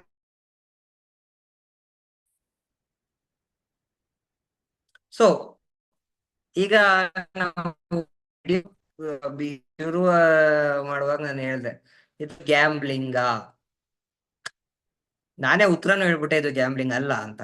so no control, no analysis. ನಾನೇನು ಕೆಲಸ ಮಾಡಲ್ಲ, ಯಾವ್ದೋ ಒಂದ್ ಎತ್ಕೊಂತೀನಿ, ಬೆಳಗ್ಗೆ ಎದ್ದೇಳ್ತೀನಿ, 9:30ಗೆ ಹಲ್ಲುಸ್ತೀನಿ, ಮಾರ್ಕೆಟ್ ತೆಗೆದ್ಬಿಟ್ಟು ಬಾಯಿಗೆ ಬಂದಿದ್ದ ಶೇರ್ಗೆ ಹಾಕೊಂಡು ಹೋಗ್ತೀನಿ. ನೋ ಸ್ಟ್ರಾಟಜಿ, ಲಕ್ ಮೇಲೆ ಡಿಪೆಂಡ್ ಮಾಡ್ಕೊಂಡು ಹಾಕೋದು. ಆಮೇಲೆ ಎಷ್ಟು ಬೇಕೋ ಅಷ್ಟು ಇದ್ದಿದ್ದೆಲ್ಲ ಒಂದ್ ಕಡೆಗೆ ಹಾಕ್ಬಿಡೋದು. ಈ ತರ ಎಲ್ಲ ಮಾಡ್ಕೊಂಡು ಹೋದ್ರೆ ಇದು ಏನು, ಓ ಕನ್ಸ್ ಕಾಣ್ಗ ಬರೀ ಕನ್ಸ್ ಕಾಣ್ಕೊಂಡು ಸಿಕ್ಕಿದ್ಕೆಲ್ಲ ಇನ್ವೆಸ್ಟ್ ಮಾಡಿದ್ರೆ ಅದು ಮಾರ್ಕೆಟ್ ಈಸ್ ಮಾರ್ಕೆಟ್. ಮಾರ್ಕೆಟ್ ಯಾವಾಗ್ಲೂ ಸರಿ. ಅದನ್ನ ನೀವು ಜೂಜ್ ತರ ಮಾಡ್ತೀರಾ, ಪ್ರಾಪರ್ ಆಗಿ ಮಾಡ್ತೀರಾ, ಅದ್ ನಿಮ್ ಮೇಲೆ ಡಿಪೆಂಡ್. ನೀವು ರ್ಯಾಂಡಮ್ ಆಗಿ ಜೂಜ್ ತರ ಮಾಡ್ಕೊಂತೀವಿ ಮಾರ್ಕೆಟ್ ಆದ್ರೆ ನಿಮ್ಗೆ ಅದು ಜೂಜೆ ಆಗುತ್ತೆ. ಯದ್ಭಾವಂ ತದ್ಭವತಿ. ಸೊ ನೀವು ಅದನ್ನ ಇನ್ವೆಸ್ಟಿಂಗ್ ಆಗಿ ಮಾಡ್ತೀನಿ, ನೀಟಾಗಿ ಮಾಡ್ತೀನಿ, ಕಲ್ತ್ಕೊಂಡ್ ಮಾಡ್ತೀನಿ, ಹಾರ್ಡ್ ವರ್ಕ್ ಮಾಡ್ತೀನಿ ಅಂದ್ರೆ ಸ್ಟಡಿ ಅಂಡ್ ಅನಾಲಿಸಿಸ್ ಮಾಡ್ಬೇಕು, ಕ್ಯಾಲ್ಕುಲೇಟೆಡ್ ಡಿಸಿಷನ್ಸ್ ತಗೊಬೇಕು, ಕಂಟ್ರೋಲ್ ಇಟ್ಕೊಬೇಕು, long term growth plus short term profit ಎರಡ್ರ ಮೇಲೂ ಫೋಕಸ್ ಮಾಡ್ಬೇಕು. ಈ ತರ ಮಾಡಿದಾಗ ಇಟ್ ಈಸ್ ಆಲ್ವೇಸ್ ಪ್ರಾಫಿಟೇಬಲ್. ಆಮೇಲೆ ಮಾರ್ಕೆಟ್ ಅಲ್ಲಿ ಯಾರು ಬಂದು ನಂಗೆ ಇಷ್ಟು ಪರ್ಸೆಂಟ್ ಬಂದೇ ಬರುತ್ತೆ ಅಂದ್ರೆ ನೋ ಗ್ಯಾರಂಟಿ. ಬಟ್ ನೀವ್ ಅನ್ಕೊಂಡಿದ್ದಂತ ಜಾಸ್ತಿ ಬರ್ಬೋದು, ಕೆಲ್ಸ ಮಾಡ್ಬೇಕು. ಆದ್ರೆ ನೀವು ನಿಮ್ಮ ಬೇರೆ ಯಾವುದೇ ಜಾಬು, ಕಾರ್ಪೊರೇಟ್ ಅಲ್ಲಿ ಎಷ್ಟು ಕೆಲಸ ಮಾಡ್ತೀರಾ ಅದ್ರಲ್ಲಿ ಅರ್ಧ ಎಫರ್ಟ್ ಆಗ್ತಾರೆ ಸಾಕು, ನೀವು ಬೇರೆ ಕಡೆ ದುಡಿಯೋದು 10 ಟೈಮ್ಸ್ ಅರ್ನ್ ಮಾಡ್ಬೋದು. ಸೊ ನಿಮ್ಗೆ ಅದು ಅರ್ಥ ಆಗಿಲ್ಲ ಅಂದ್ರೆ ಅದು ಗ್ಯಾಂಬ್ಲಿಂಗ್ ಅನ್ಸ್ಕೊಳುತ್ತೆ, ಜೂಜಾಟ ಅನ್ಸ್ಕೊಳುತ್ತೆ. ನೀವು ಅರ್ಥ ಮಾಡ್ಕೊಂಡ್ರೆ ನಿಮ್ಮನ್ನ ಶ್ರೀಮಂತಿಕೆ ಒಂದು tool. So where to actually build wealth, where people actually build wealth ಅಂತ ನಾವು ಶುರು ಮಾಡಿದ್ವಿ. ಸ್ಯಾಲ್ರಿ ಬಿಟ್ಟು ಎಲ್ಲೆಲ್ಲಿ ದುಡಿಬೋದು ಅಂತ ಡಿಸ್ಕಸ್ ಮಾಡ್ತಾ ಇದೆಲ್ಲ ತಿಳ್ಕೊಂಡ್ವಿ. IPO ಅಂದ್ರೆ ಏನು ಅಂತ ತಿಳ್ಕೊಂಡ್ವಿ. ಇದೆಲ್ಲ ತಿಳ್ಕೊಂತ ವಾಟ್ ಸ್ಟಾಕ್ ಅಂದ್ರೆ ಏನು, ಏನಕ್ಕೆ ಕಂಪ್ನಿ IPO ಲಾಂಚ್ ಮಾಡುತ್ತೆ, ಹೇಗೆ ದುಡ್ಡು ಮಾಡ್ಬೋದು, ಹೆಂಗೆ ನಾವು ಪ್ರಾಫಿಟ್ ಬುಕ್ ಮಾಡ್ಬೋದು, ಇದು 2 ತರ ಹೇಳಿದ್ವಿ. ಒಂದು ಶೇರ್ ಅಪ್ರಿಶಿಯೇಟ್, ಶೇರಿನ ಬೆಲೆ, ಶೇರಿನ ಪ್ರೈಸ್ ಮೇಲ್ ಹೋಗೋದ್ರಿಂದ ಒಂದು ಲಾಭ ಬರುತ್ತೆ. ಮತ್ತೆ ಒಂದು ಲಾಭ ಬಂದಿರೋ ಕಂಪನಿ ನಾನು ಇನ್ವೆಸ್ಟರ್ಸಿಗೆ ಏನೋ ಕೊಡ್ಬೇಕು ಅಂತ ಒಂದಿಷ್ಟು ಪರ್ಸೆಂಟ್ ನ ಕೊಟ್ಟಾಗ ಅದನ್ನ ಡಿವಿಡೆಂಡ್ ಅಂತ ಕರೀತಾರೆ. ಇದ್ರ ಮೇಲೆ ನಾವು ಜಾಸ್ತಿ ಡಿಪೆಂಡ್ ಆಗಲ್ಲ. ಆಸ್ ಅ ಟ್ರೇಡರ್ಸ್ ನಾವು 100 ರೂಪಾಯಿಗೆ ತಗೊಂಡಿರೋ ಶೇರು 150 ರೂಪಾಯಲ್ಲಿ ಮಾರ್ಬಿಟ್ಟು ಒಂದು ಶೇರಿಗೆ 50 ರೂಪಾಯಿ ಲಾಭ ಮಾಡ್ಕೊಳ್ಳೋದ್ರ ಮೇಲೆ ಫೋಕಸ್ ಮಾಡ್ಬೇಕು. ಇದು ನಮ್ಮ ಕೈಲಿಲ್ಲ. Dividend is not in your hand. ಅದು ಅವ್ರಿಗೆ ಬಿಟ್ಬಿಡೋಣ. ಡಿವಿಡೆಂಡ್ ನಮ್ಗೆ ಬೇಕಾಗೋದಿಲ್ಲ. ಆಸ್ ಅ ಇನ್ವೆಸ್ಟರ್ ನಮ್ಗೆ 100 ರೂಪಾಯಿಗೆ ತಗೊಬೇಕು, 150 200 ಮಾಡ್ಬೇಕು. ಎಲ್ಲಾ ಸ್ಟ್ರಾಟಜಿನೂ ಈ ತರ ಇರಲ್ಲ. ಕೆಲವು ಸ್ಟ್ರಾಟಜಿ 100 ರೂಪಾಯಿಗೆ ತಗೊಂಡು 105 ರೂಪಾಯಿ ಮಾರೋದಿರ್ತದೆ. ಈ ತರ ಇರುತ್ತೆ, ತಿಳ್ಕೊಂತಾ ಹೋಗೋಣ. ಇವತ್ತಿಗಿಷ್ಟು ಸಾಕು. ನೆಕ್ಸ್ಟ್ ವೈ ಪ್ರೈಸಸ್ ಮೂವ್, ಹೇಗೆ ಬೆಲೆ ಮೇಲೆ ಕೆಳಗೆ ಆಗುತ್ತೆ ಅಂತ ನೋಡಿದ್ವಿ. ಮತ್ತೆ ಮಾರ್ಕೆಟ್ ಯಾವಾಗ್ಲೂ ಜನರ ಮೈಂಡ್ ಅಲ್ಲಿ ಇರುತ್ತೆ. ಇಟ್ಸ್ ನಾಟ್, ಮಾರ್ಕೆಟ್ ಎಲ್ಲೂ ಇಲ್ಲ, ಜನರ ಮೈಂಡ್ ಅಲ್ಲಿ ಇರುತ್ತೆ. ನಾವೆಲ್ಲಿ ಇನ್ವೆಸ್ಟ್ ಮಾಡ್ತೀವೋ NSE BSE ಅನ್ನೋದು ಒಂದು ಟೂಲ್ ಅಷ್ಟೇ. ಸೊ ಮಾರ್ಕೆಟ್ ಯಾವಾಗ್ಲೂ ಓಡ್ತಾ ಇರುತ್ತೆ, ಜನರ ಮೈಂಡ್ ಅಲ್ಲಿ ಓಡ್ತಾ ಇರುತ್ತೆ. ಜನರ ಮೈಂಡ್ ಏನ್ರ ಮೇಲೆ ಡಿಪೆಂಡ್ ಆಗುತ್ತೆ, ಹೊರಗಡೆ ಬರೋ ನ್ಯೂಸ್ ಮೇಲೆ ಡಿಪೆಂಡ್ ಆಗುತ್ತೆ. ನಾವು ಆಸ್ ಎ ಟೆಕ್ನಿಕಲ್ ಅನಾಲಿಸ್ಟ್ ಅಂತ ಏನ್ ಕರೀತಾರೆ, ನಾವು ನ್ಯೂಸ್ ಎಲ್ಲ ನೋಡಕ್ ಹೋಗಲ್ಲ, ನಾವು ಬರೀ ಚಾರ್ಟ್ ನೋಡ್ತೀವಿ. ಅದ್ರಲ್ಲಿ ನಮ್ಗೊಂದು ಅನಾಲಿಸಿಸ್ ಇಂದ ಸಿಗುತ್ತೆ. ಫಾರ್ ಎಕ್ಸಾಂಪಲ್, ಯಾರೋ ಒಬ್ರು ದೊಡ್ಡ ಇನ್ವೆಸ್ಟರ್ ಇನ್ವೆಸ್ಟ್ ಮಾಡಿರ್ತಾರೆ ಅಂದ್ರೆ ಯಾರು ಅಂತ ನಮ್ಗೆ ನೋಡೋ ಅವಶ್ಯಕತೆ ಇಲ್ಲ, ಯಾರೋ ಮಾಡಿದ್ದಾರೆ ಅಂತ ಅಂತ ನಮ್ಗೆ ಪ್ರೂವ್ ಆಗುತ್ತೆ. ಅದು ಬರೀ ಚಾರ್ಟ್ ನೋಡ್ಕೊಂಡೆ ನಾವ್ ಹೇಳ್ತೀವಿ ಯಾರೋ ದೊಡ್ಡವ್ರು ಇನ್ವೆಸ್ಟ್ ಮಾಡಿದ್ದಾರೆ, ಇಷ್ಟೇ. ಸೊ ಇವತ್ತಿನ ಕ್ಲಾಸ್ ಅಲ್ಲಿ ಇಷ್ಟು ಕಲ್ತ್ವಿ. ಸೊ ಕೋರ್ಸ್ ಆದಷ್ಟು ಬೇಗ ಶುರು ಮಾಡೋಣ. ಸ್ವಲ್ಪ ನಂದು ಬಿಸಿ ಶೆಡ್ಯೂಲ್ ಜಾಸ್ತಿ ಆಗಿದೆ, ಹಂಗಾಗಿ ಸ್ವಲ್ಪ ಡಿಲೇ ಆಗ್ತಿದೆ. ಯಾಕಂದ್ರೆ ನನ್ಗೆ ಒಂದ್ಸಲಿ ಶುರು ಮಾಡಿದ್ಮೇಲೆ ಅದ್ ನಿಲ್ಸಬಾರ್ದು, ಕಂಟಿನ್ಯೂಸ್ ಆಗಿ ಫಾರ್ ಎವರ್ ತಗೊಂಡ್ ಹೋಗ್ಬೇಕು ಅನ್ನೋದು. ಆದ್ರಿಂದ ಸ್ವಲ್ಪ ಎಲ್ಲ ಪ್ಲಾನಿಂಗ್ ಸ್ಟ್ರಕ್ಚರ್ ಅಲ್ಲಿ ಸ್ವಲ್ಪ ಡಿಲೇ ಆಗ್ತಿದೆ. ಜನವರಿಯಿಂದ ಹೇಳ್ತಾ ಬರ್ತಾ ಇದ್ದೀನಿ. ಹಾಗಾಗಿ ಈ ತರ ಡಿಲೇ ಆಗ್ತಿದೆ. ವಾರಕ್ಕೆ 2 ಕ್ಲಾಸ್ ಒಂದು ಶೆಡ್ಯೂಲ್ ಮಾಡ್ಕೊಳಕ್ ಆಗ್ತಿಲ್ಲ ಅನ್ನೋ ಕಾರಣದಿಂದಾನೆ ಆ ಶೆಡ್ಯೂಲ್ ಹಾಕೋವರೆಗೂ ನಾನು ಫ್ರೀಯಾಗೆ ಟೀಚ್ ಮಾಡ್ತೀನಿ ಯೂಟ್ಯೂಬ್ ಅಲ್ಲಿ. ಒಂದ್ ತಿಂಗಳು 2 ಮಂತ್ ಎಷ್ಟು ದಿನ ಆಗುತ್ತೆ ಅಷ್ಟು. ಸೊ ಅದಾದ್ಮೇಲೆ ಮೇಕ್ ಅ ಪ್ರೈವೇಟ್ ಗ್ರೂಪ್, ಯಾರ್ಯಾರು ಜಾಯ್ನ್ ಆಗ್ತಾರೋ ವಿಲ್ ಸ್ಟಾರ್ಟ್ ಇಂಪ್ಲಿಮೆಂಟಿಂಗ್ ಸ್ಟ್ರಾಟಜಿಯಿಂದ ಹಿಡಿದು ನಿಮ್ಗೆ ಆ ಸ್ಟ್ರಾಟಜಿನ ಲಾಸ್ಟ್ 10-15 ವರ್ಷ ಟೆಸ್ಟ್ ಮಾಡಿ ನಿಮ್ಗೊಂದು ಕಾನ್ಫಿಡೆನ್ಸ್ ಬರ್ಸಿ ನೀವು ದುಡ್ಡನ್ನ ಲೆವೆಲ್ಗೆ ನಾನು ತಗೊಂಡು ಹೋಗ್ಬೇಕು ಅನ್ನೋದೇ ನನ್ನ ಗುರಿ. ಮತ್ತೆ first batch is always best batch. So ದಯವಿಟ್ಟು ಫಸ್ಟ್ ಬ್ಯಾಚ್ ಜಾಯ್ನ್ ಆಗಿ. ಸೊ ಇದನ್ನ ನನಗೆ ಕನ್ನಡ ನನಗೆ ಇಂಗ್ಲಿಷ್ ಹಿಂದಿ ಬೇಡ ಸರ್, ಫುಲ್ಲು ಕನ್ನಡದಲ್ಲೇ ಮಾಡಿ ಅನ್ನೋರ್ಗುನು ಓನ್ಲಿ ಕನ್ನಡ ಮಾಡೋಣ. ಅದು ಕನ್ನಡದಲ್ಲಿ ಒಂದು ಅಟ್ಲೀಸ್ಟ್ ಒಂದು 5-10 ಜನ ಇದ್ರು ನಾನು ಮಾಡಕ್ ರೆಡಿ. ಕನ್ನಡಕ್ಕೆ ಒಂದು ಸಪ್ರೇಟ್ ಬ್ಯಾಚು, ಇಲ್ಲ ಅಂದ್ರೆ ಕನ್ನಡ ಇಂಗ್ಲಿಷ್ ಮಿಕ್ಸ್ ಇರುತ್ತೆ, ಮತ್ತೆ ಹಿಂದಿ ಇಂಗ್ಲಿಷ್ ಮಿಕ್ಸ್ ಇರ್ಬೋದು. ಬಟ್ ಮೇನ್ ಆಗಿ English is the main thing. English batch tour English batch ಒಂದು ಹಾಗೆ ಆಗುತ್ತೆ. ಮತ್ತೆ ಕನ್ನಡ ಬೇಕು ಅಂತ ಕನ್ನಡ ಮಾಡ್ತಾ ಇರೋದು Kannada English mix. It's not Kanglish, it is Kannada English mix. So full 5-10 ಜನ ಕನ್ನಡ ಬ್ಯಾಚ್ನೇ ಮಾಡಿದೆ, ಬಿಕಾಸ್ ಕನ್ನಡ ಅಭಿಮಾನ ಜಾಸ್ತಿ. ಮತ್ತೆ English is always there because most people will be expecting in English ಮತ್ತೆ इन हिंदी में भी लोग मिलेगा तो हिंदी में भी करेंगे हिंदी इंग्लिश मिक्स भी कर सकते हैं ಸೊ ಗೆಟ್ ರೆಡಿ ನಾನು ಯಾವ ಫ್ಲೆಕ್ಸಿಬಿಲಿಟಿ ತುಂಬಾ ಕೊಟ್ಟು ತುಂಬಾ ಜನಕ್ಕೆ ಹೇಳ್ಕೊಡ್ಬೇಕು ಅನ್ನೋದು ನನ್ನ ಗುರಿ ಲೆಟ್ಸ್ ಬಿಕಮ್ ಟುಗೆದರ್ ಒಟ್ಟಿಗೆ ಶ್ರೀಮಂತರಾಗೋಣ so drop your details like ಅಥವಾ ಯೂಟ್ಯೂಬ್ ವಿಡಿಯೋಗೆ ಕಮೆಂಟ್ ಮಾಡಿ ನಿಮ್ಮ ಹೆಸರು ಕಮೆಂಟ್ ಮಾಡಿ ನಿಮ್ಮ ಫೋನ್ ನಂಬರ್ ಕಮೆಂಟ್ ಮಾಡಿ ನಿಮ್ಮ ಇಮೇಲ್ ಐ ಡಿ ನ ಕಮೆಂಟ್ ಮಾಡಿ ಅಥವಾ ಮೇಲ್ ಮಾಡಿ ಈ ಮೇಲ್ಗಡೆ ಐಡಿಗೆ